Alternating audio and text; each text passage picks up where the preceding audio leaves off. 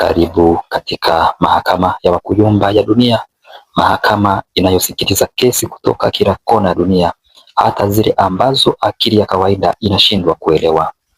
Leo tunayo kesi kubwa ya mganga wa kienyeji aliyewaahidi watu makubwa, ikiwemo kurudisha mpenzi aliyekimbia, kuongeza bahati ya pesa na kufanya watu wawe matajiri haraka bila kafara ndani ya siku 3.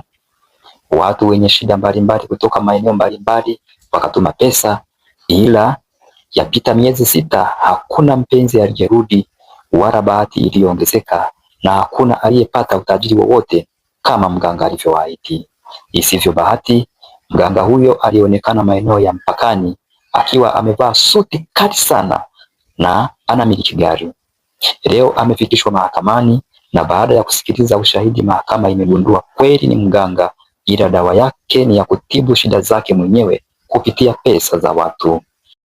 Hivyo mahakama imemhukumu kurudisha pesa za watu haraka sana, kutembea na bango la kuomba msamaha na kumwamuru kuhudhuria darasa la ushauri ili ajue utapeli siyo biashara.